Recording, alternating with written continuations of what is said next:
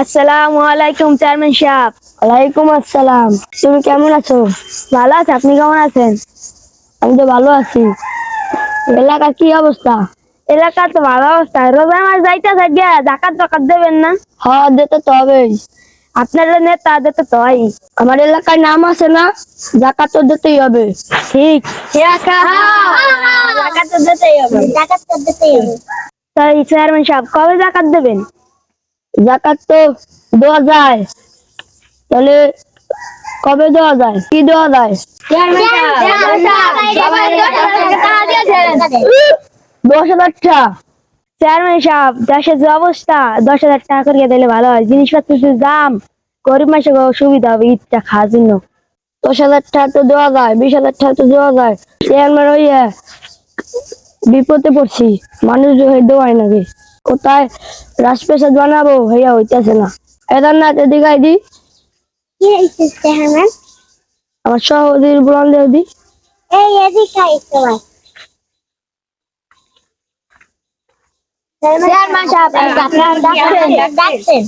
হ্যাঁ ডাকছি। 10,000 টাকা তো দেওয়া যাবে না, একটা শাড়ি লুঙ্গি দেই। আচ্ছা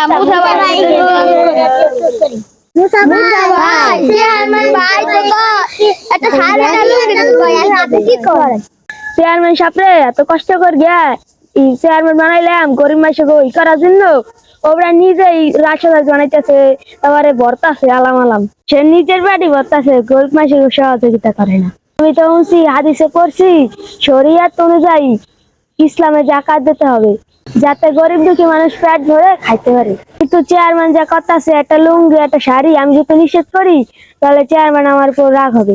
এখন কৌশলে কাজ করতে হবে। আমার কৌশলটা হলো, আমাদের মসজিদের ইমামকে নিয়ে চেয়ারম্যান সাহেবের সাথে নিয়ে একটা জাকাতের আলোচনা করবো। যাই ইমাম সাহেব নিয়ে যাই।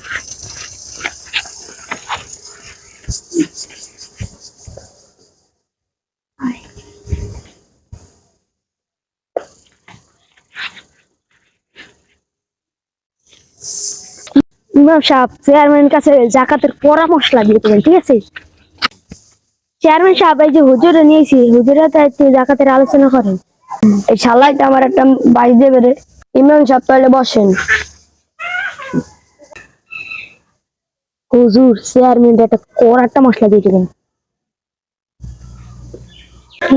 চেয়ারম্যান সাহেব আসসালামু আলাইকুম, কেমন আছেন?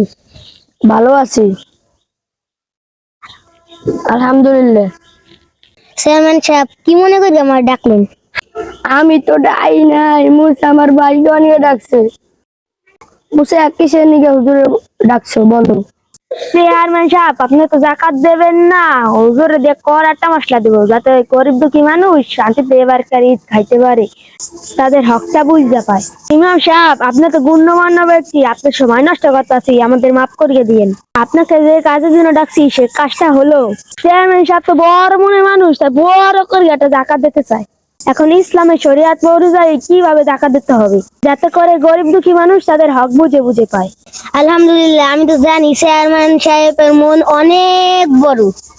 চেয়ারম্যান সাহেব যেহেতু আমার ডাকছে, তো ইসলামের বড় একটা মাসালা দিতে হবে। শালার চেয়ারম্যান গরিবের হক আর মারিয়া খাইতে পারবা না। হুজুরে যে মাছটা দেবে, গরিবের হক গরিব বুঝে পাবে, বুঝলাম মনু। আল্লাহ তুমি রহমত করো, আমিন। জাকাত হলো ইসলামের বড় একটা বিধান।